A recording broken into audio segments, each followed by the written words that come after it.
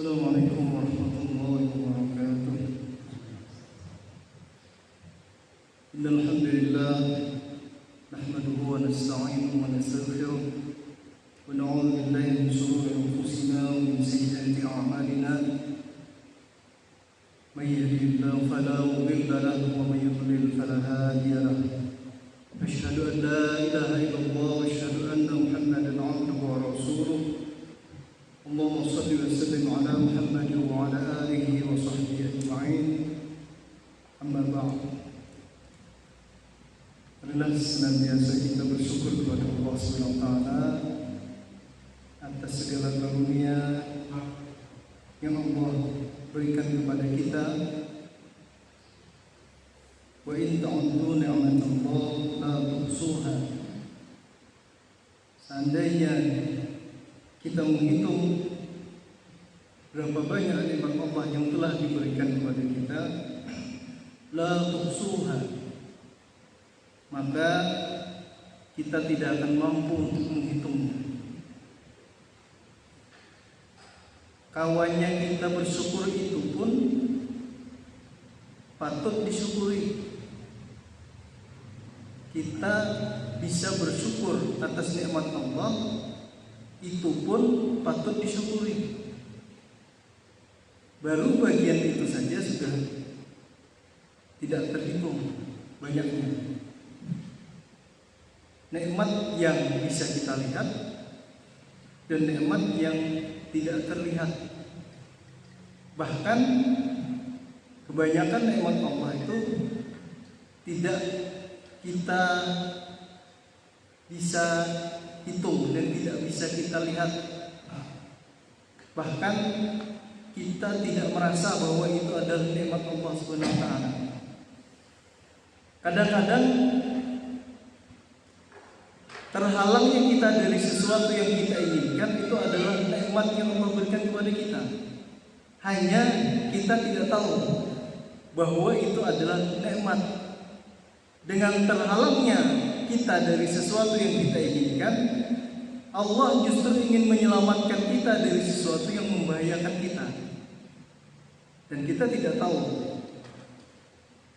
bahwa apa yang Allah halangi dari kita itu sebenarnya adalah nikmat. Walaupun pada sisi pandangan kita kelihatan itu seperti sebuah bencana, sebuah ujian. Jadi ujian itu, cobaan itu, satu sisi itu adalah ujian kesabaran kita, dan di sisi lain untuk melihat apakah kita bisa bersyukur.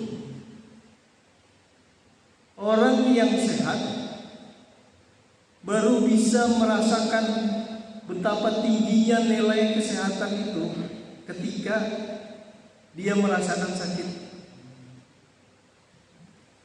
Sisi lain dari sakit itu adalah bagaimana kita bisa bersyukur bahwa sebelumnya Allah memberikan kesehatan kepada kita. Ini kadang-kadang ada terasa oleh kita, karena yang kita rasakan hanya sisi sakitnya, yang kita rasakan. Sementara di balik itu semua dan sebelum itu semua tidak terpikirkan oleh kita. Sehingga jangan heran ketika ada di antara orang-orang dulu yang justru ketika mendapat musibah, selain mengucapkan inna lillahi wa inna ilaihi raji'un, ini ucapan ini kada tunggal kematian aja tak. Seluruh musibah, ujian itu diiringi dengan ucapan inna lillahi wa inna ilaihi raji'un. Tapi kita kebanyakan bila menanggapi inna lillahi, apalagi ini inna lillahi matian pulang. Apalagi musim ini Musim tua ini bila innalillahi ya dah. Kebanyakan kita hanya terfokus kepada kematian saja. Walaupun sebenarnya itu tidak hanya untuk ucapan kematian saja. Setiap ujian yang menyakitkan bagi kita ucapkan ucapan itu. Di sisi lain, mereka juga mengucapkan alhamdulillahirabbil alamin. Alhamdulillah dapat musibah ini. Tapi itu berat hanya bagi mereka yang mampu menelusuri sisi lain dari musibah itu saja, yang mampu selain bersabar dan juga bersyukur. Sehingga kehidupan kita ini tidak lepas dari dua ini. Dapat kenikmatan atau dapat ujian, dapat cobaan. Tidak lepas dari dua hal ini. Sehingga rasa syukur dan sabar itu tidak boleh lepas juga dari kehidupan kita, kapanpun dan dimanapun. Hanya saja kadang-kadang ya tadi, satu sisi dari kesabaran dan kesyukuran itu bisa terlupakan karena hanya mengingat satu sisi saja dari apa yang kita rasakan. Bagaimana kita bisa melihat dalam sejarah kehidupan masa orang-orang dahulu, bagaimana ketika Khalifah Umar bin Abdul Aziz diberi jabatan sebagai khalifah, ucapan yang pertama beliau itu bukan alhamdulillah, tetapi ucapan beliau ada inna lillahi wa inna ilaihi raji'un. Ini ujian. Ini ujian, kata beliau, bukan alhamdulillah yang beliau ucapkan. Nah, itulah orang-orang dahulu. Kalau kita melihat itu dari satu sisi, maka itu adalah anugerah. Tapi beliau juga melihat dari sisi lain bahwa itu adalah ujian yang akan dipertanggungjawabkan. Nah, itulah kehidupan orang-orang pada masa dahulu yang mudah-mudahan bisa jadi contoh kita. Apa yang berlaku pada orang-orang dahulu itu adalah contoh teladan bagi kita. Apalagi kehidupan bawah ini.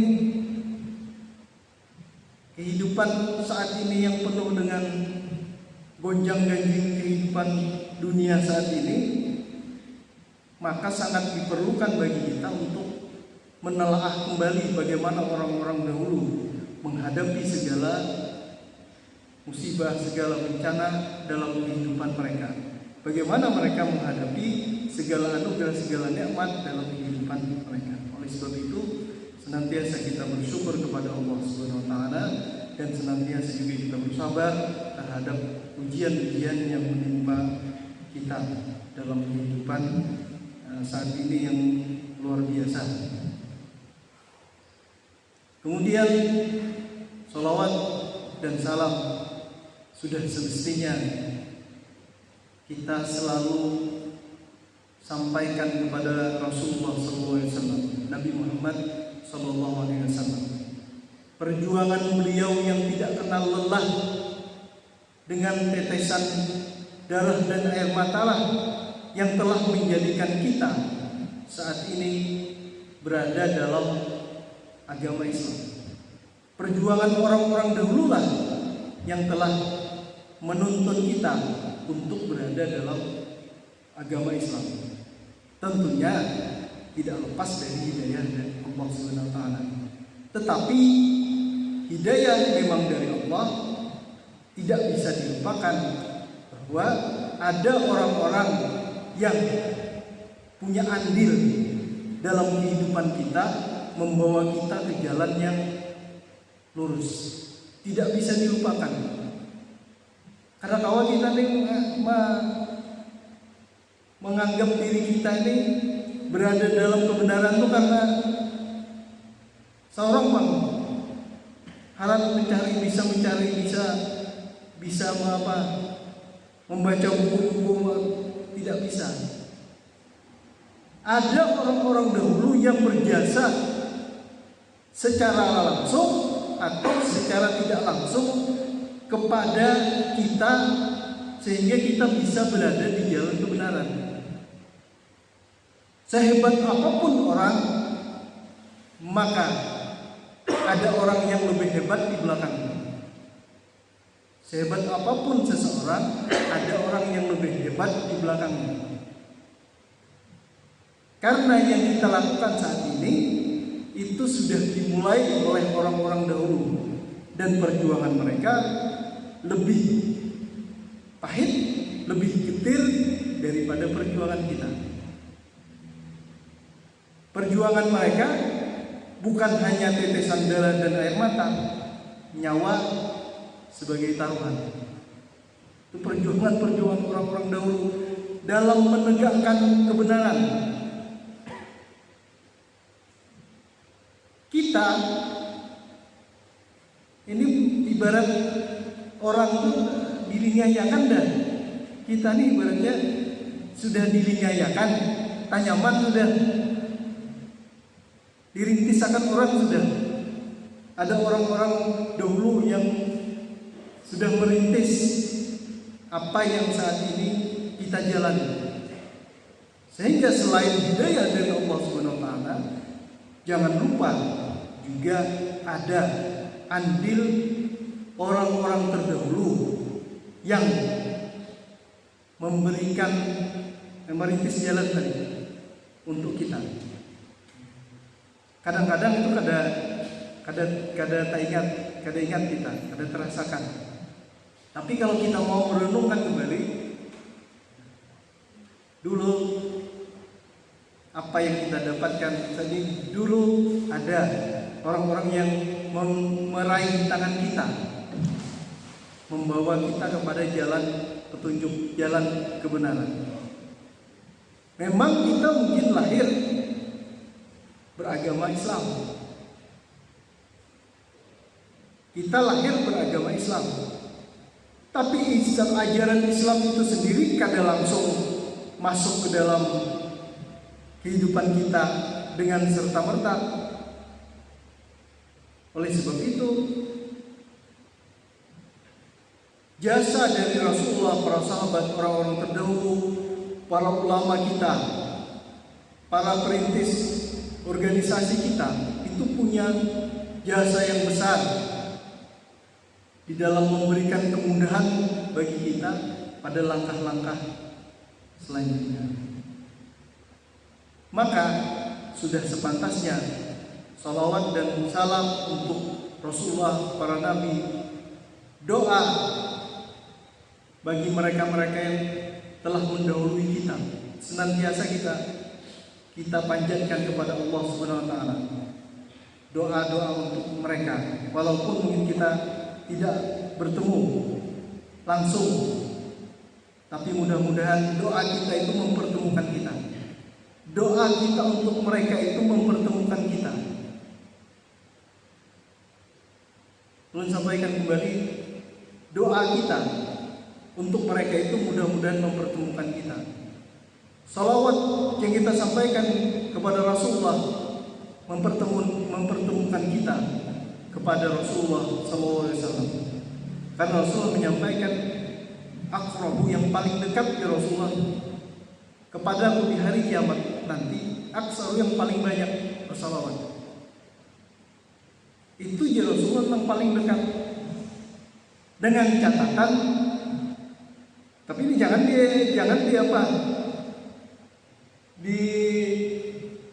diambil itu aja. Salawat aja ini banyak kisahnya kan ada. Maksudnya seluruh kewajiban itu dilaksanakan. Seluruh bacaan-bacaan lain Al-Quran dibaca. Jangan lupa juga perbanyak salawat kepada Rasulullah pada sisi-sisi kehidupan kita. Yang ini termasuk di kalangan kita tidak terlalu membumi.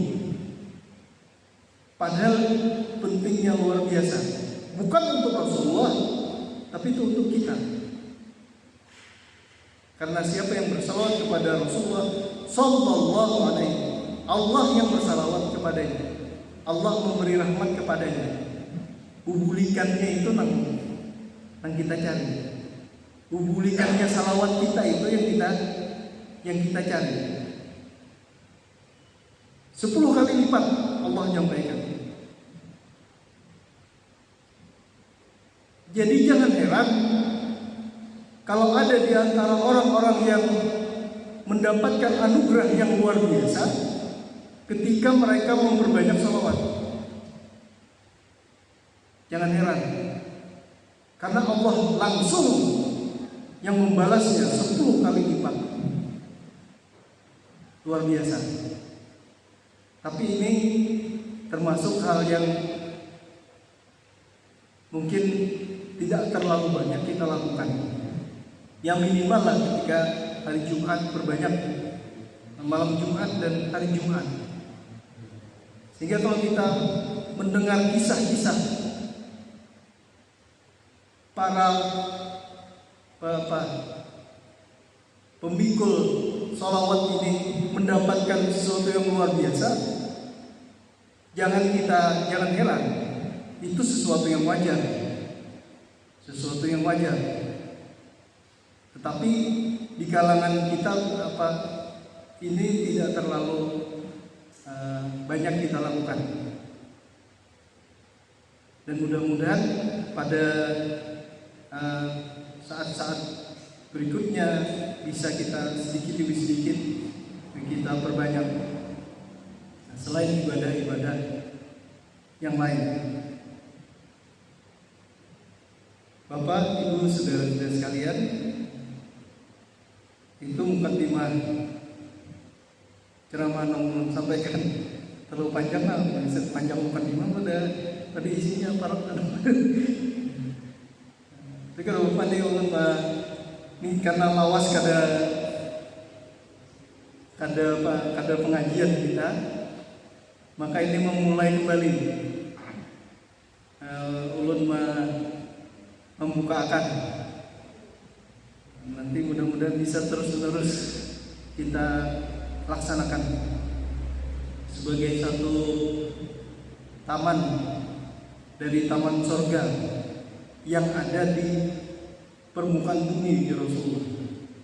Majelis ilmu itu taman surga yang ada di permukaan bumi dan dipenuhi, walaupun masjid tidak penuh, tapi jangan khawatir. Rasulullah sampaikan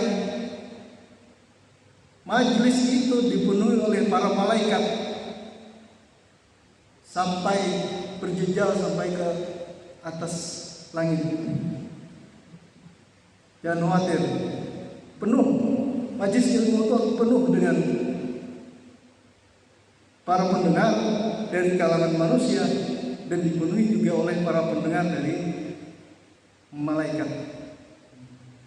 Sehingga disampaikan oleh Rasulullah bahwa Allah menyampaikan kepada para malaikat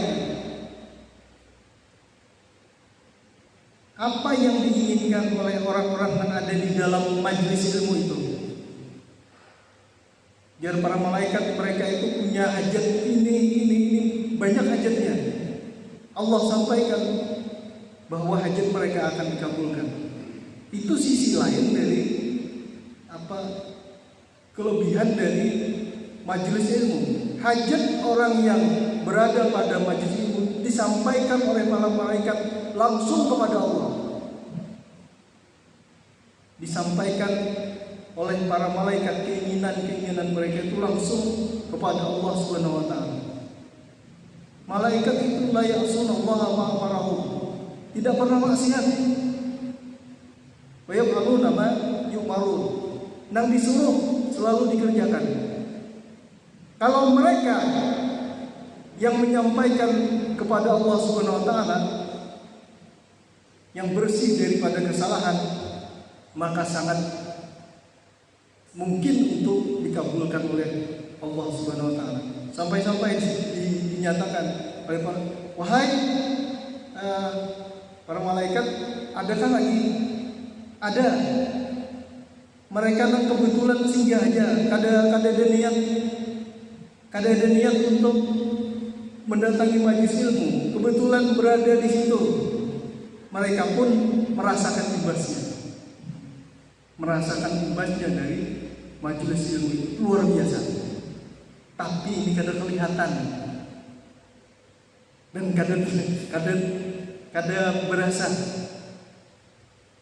karena kada kelihatan dan tidak terasakan, sehingga susah menjadi gambaran dalam benak kita, tetapi tidak akan pernah bisa didustakan. Dan kebetulan ulun dimintakan untuk mengupas hadis-hadis Rasulullah SAW. Kalimat-kalimat yang keluar dari mulut Rasulullah yang mulia, Allah sampaikan, la yantiqu 'anil hawa. Apapun yang nataka, yang tertutur dari ucapan Rasulullah itu tidak akan pernah keluar dari hawa nafsu. In huwa illa wahyun yuha. Tetapi itu semua wahyu dari Allah Subhanahu wa taala, sehingga punya nilai yang luar biasa. Kalimat-kalimat dari Rasulullah itu punya nilai yang luar biasa kalau kita telusuri. Sehingga ada yang dinamakan dengan hadis Rasulullah, ada yang disebut dengan syarah. Syarah itu penjelasan makna-makna dari hadis Rasulullah. Karena Rasulullah itu jami'ul kalim. Kata-kata Rasulullah itu singkat tapi padat isinya. Kata-kata Rasulullah itu singkat, padat isinya. Siapakah penggali-penggali isinya? Yang pertama para sahabat. Yang berikutnya murid-murid dari para sahabat, yang disebut dengan tabi'in. Tabi'in punya murid, tabi'ut tabi'in, dan seterusnya. Sehingga hadis-hadis Rasulullah itu menjadi tradisi orang-orang dahulu, harus dilalui dengan sanad-sanad yang bersambung. Dan itu tidak ada selain dari hadis-hadis Rasulullah.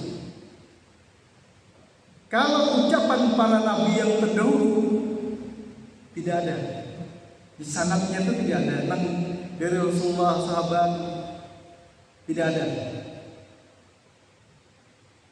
Tapi hadis Rasulullah itu terjaga. Terjaganya dengan apa? Dengan sanad hadis itu. Rasulullah menyampaikan kepada sahabat, sahabat kepada tabi'in, tabi'in kepada tabi'ut tabi'in, tabi'ut tabi'in menyampaikan kepada ulama mutaqaddimin, ulama mutaqaddimin kepada ulama mutaakhirin sampai sekarang. Sehingga tradisi ilmu bersanad ini tidak pernah hilang dalam khazanah keilmuan agama kita, agama Islam. Laula sanad, seandainya tidak ada sanad, faqala man qala, perlu mengatakan, seandainya ajaran Rasulullah itu tidak digunakan pengajaran dengan menggunakan sanad, laqala man qala. Laqala man qala itu artinya sekehendak orang berucap menyandarkan ucapan kepada Rasulullah. Laulal sanad, seandainya tidak ada sanad. Inilah luar biasanya khazanah keilmuan umat Islam. Sehingga jangan meremehkan sanad keilmuan itu, jangan diremehkan. Itu luar biasa. Sehingga kalau orang berguru itu dengan sistem sanad, itu luar biasa. Sehingga ada yang membantah, wah ini kan usah bahasa sanatan, banyak aja berhambur di internet untuk mencari hadis apa, untuk mencari ilmu apa. Kada usah basanan, kada usah berguruan, kopit sekedar berguruan. Karena kan dasar tabur, juga kan merasakan. Itu ada aja gurunya melalui jadi sistem pendidikan saat ini nang gurunya kada berhadapan saat ini itu luar biasa mengacaukan sistem pendidikan kita karena keadaan. Ya rasakan kebiasaan nang berisi anak masih halus, masih sekolah. Ada usaha banyak anak nang sekolah 10 ikut gitu di rumah. Saya ikut gitu nang dihadapi ada nang apa sampai nang kacaunya luar biasa. Itu satu aja anak nang di rumah nang 4 belajar jarak jauh. Sehingga berguru berhadapan langsung dengan seorang guru itu tradisi keilmuan Islam, khazanah keilmuan Islam. Kalau dia anak mencari hadis melalui internet, berapa juta anak banyak. Kada takalam hendak ilmu apa di internet banyak, tetapi catatan kita justru yang terjadi bukannya jadi mudah. Silahkan pian buka internet, ada satu masalah hukum misalnya, bukan internet,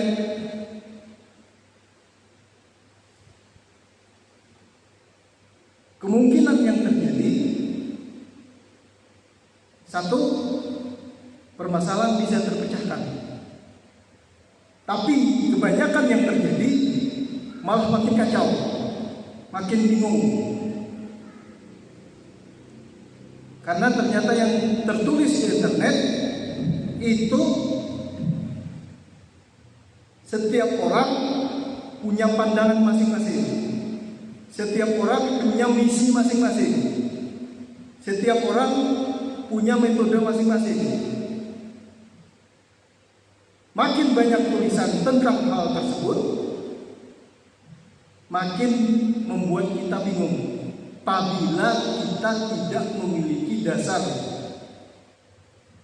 untuk menilai sesuatu tersebut. Oleh sebab itu, dasar keilmuan itu sangat penting untuk memasuki suatu ranah ilmu. Tanpa dasar keilmuan, maka bisa membuat kacau.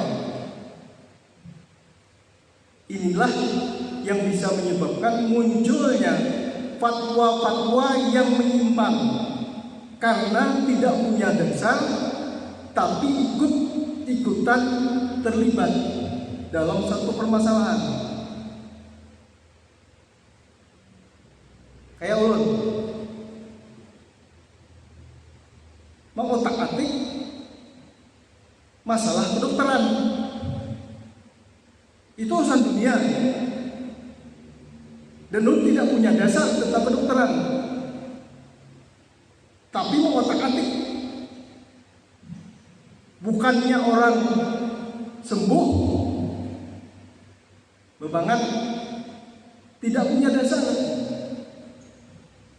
Apa yang dapat di internet kumpulkan, gabung-gabungakan, komplikasi gini orang. Itu baru urusan keduniaan. Karena bisa bicara tentang hal yang spesifik kalau memang tidak memiliki dasar keilmuan tersebut. Apalagi urusan agama tanpa dasar keilmuan,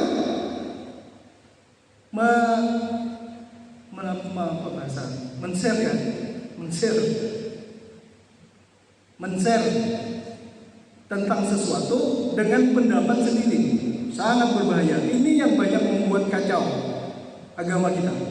Ini yang banyak membuat kacau. Yang banyak membuat kacau. Seandainya yang bicara tentang agama memang orang-orang yang mumpuni dan punya dasar keilmuan yang mantap, tidak akan membuat suatu masalah itu kacau. Jadi itu bandingan kita tentang masalah khazanah keilmuan, pentingnya dasar keilmuan untuk menilai sebuah ilmu yang kita pelajari. Tanpa dasar keilmuan sangat berbahaya kita mengotak-atik suatu permasalahan. Sehingga ketika seorang murid dari Syekh Abdullah Al-Haddad datang kepada beliau lihat mengotak-atik, menelaah sebuah. Lalu ditakuni sini. Bahasa kita tuh apa nih? Ini membaca satu kitab. Lalu beliau peringatkan,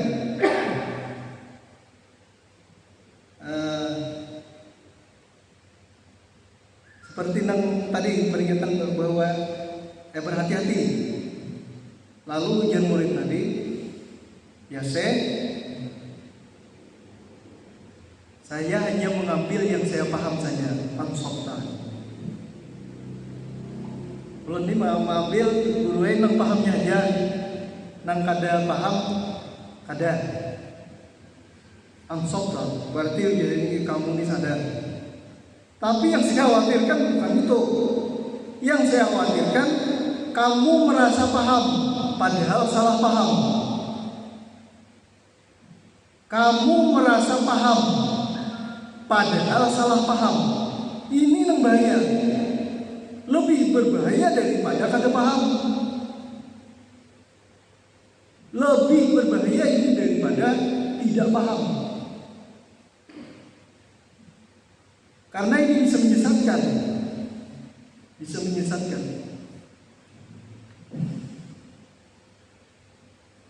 Nah itu bicara kita sedikit tentang sanad keilmuan.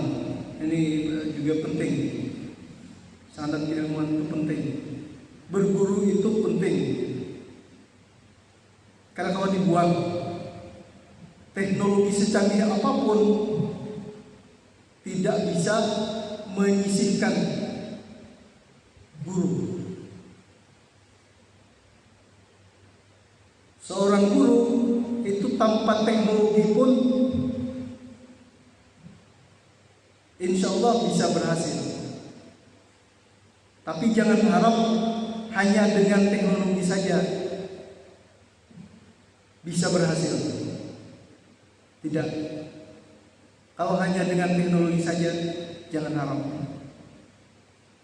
Karena teknologi tidak bisa menggantikan kedudukan seorang guru. Itu sanad keilmuan, sanad keilmuan dan dasar keilmuan. Sehingga nanti dengan sanad itulah mengkantar orang yang fakhala man qala tadi, nang hendak ucap sakahandap tadi terbantahkan dengan melihat sanad. Dengan melihat sanad hadis ini terbantahkan. Ini di mana olehnya? Diteliti oleh para ulama ahli ilmu hadis, sehingga ditemukan, oh ini hadisnya palsu. Bagaimanapun seseorang itu mengotak-atik, alhamdulillah para ulama hadis itu Allah berikan anugerah kepada mereka kemampuan mendeteksi, sehingga disampaikan mereka ahli ilmu hadis itu saking ahlinya mendengar bunyinya aja itu sudah tahu ilmunya. Mendengar bunyi kalimat yang disampaikan sudah ingohnya itu apa bahasa ya ingohnya tuh bahwa ini palsu. Ada mungkin ini bunyi kalau kayak ini bunyinya nih hadis Rasulullah. Mereka tuh belum melihat sanadnya, melihat bunyinya aja tidak mungkin ini hadis Rasulullah. Sampai karena mereka itu melekatnya kedekatan mereka tuh dengan hadis Rasulullah, bisa merasakan seperti itu. Jadi ulun oleh Bapak Mukhlis, Ustaz Mukhlis, beliau meminta untuk menyampaikan materi hadis Rasulullah. Mudah-mudahan ini bermanfaat untuk kita semua, dan mudah-mudahan Allah senantiasa memberikan petunjuk kepada ulun, kepada kita semua, sehingga seperti doa kita tuh, arinal haqqa haqqa, ya Allah tunjukkan kepada kami ini bahwa yang benar itu memang benar, warzuqna ittiba'ah, dan ya Allah selain tahu bahwa itu benar, berikan anugerah juga kepada kami supaya kawal mengikuti. Dan ini kan semua orang, banyak orang pun tahu bahwa itu benar, tapi apakah dapat anugerah dari Allah bahwa orang itu bisa mengikuti? Belum tentu. Jadi doa ini penting. Allahumma arinal haqqa haqqa warzuqna ittiba'ah. Kemudian arinal batila batila, tunjukkan ya Allah bahwa yang batil itu memang batil. Warzuqna tinabah, ya Allah anugerahkan juga kepada kami supaya kami bisa menjauhinya. Amin ya Rabbal alamin. Ini penting, doa ini jangan lupa kita. Doa ini Allahumma arinal haqqa haqqa warzuqna ittiba'ah wa arinal batila batila warzuqna tinabah. Doa untuk kita, doa untuk anak-anak kita doakan untuk semuanya. Karena kadang-kadang berat, keduanya ini kadang-kadang berat. Sampai ke sini. Sudah. Ini kadang masuk kalau kita ke hadisnya, kadang masuk pengantar dulu. Jadi pengantar. Jadi itu tutup dengan doa itu tadi. Untuk dengan materi kita hari ini dengan doa tadi. Allahumma arinal haqqa haqqa warzuqna ittiba'ah wa arinal batila batila warzuqna tinabah. Karena tidak semua orang bisa mengetahui kebenaran, dan tidak semua orang yang sudah tahu bahwa itu benar bisa mengikuti, bisa menjalankan, dan tidak semua orang bisa tahu bahwa itu tidak benar, dan juga tidak semua orang yang sudah tahu bahwa itu tidak benar bisa menjauhinya. Hanya dengan anugerah Allah, dengan hidayah Allah, kita bisa mengetahui kebenaran dan bisa melaksanakannya. Dan hanya dengan anugerah Allah kita bisa mengetahui bahwa kesalahan itu adalah kesalahan, dan hanya dengan anugerah dari Allah kita bisa menjauhinya. Demikian mungkin yang belum sampaikan sebagai pembuka pengajian kita pada kali ini, dan mudah-mudahan ada manfaatnya untuk kita semua. Kalau ada salah khilaf, mohon maaf. Kalau ada salah kata, salah ucap atau salah hadir, ya mohon dimaafkan. Dan terakhir kita berdoa kepada Allah Subhanahu wa taala, Rabbana atina fid dunya hasanah wa fil akhirati hasanah wa qina adzabannar. Subhana rabbika rabbil izzati amma yasifun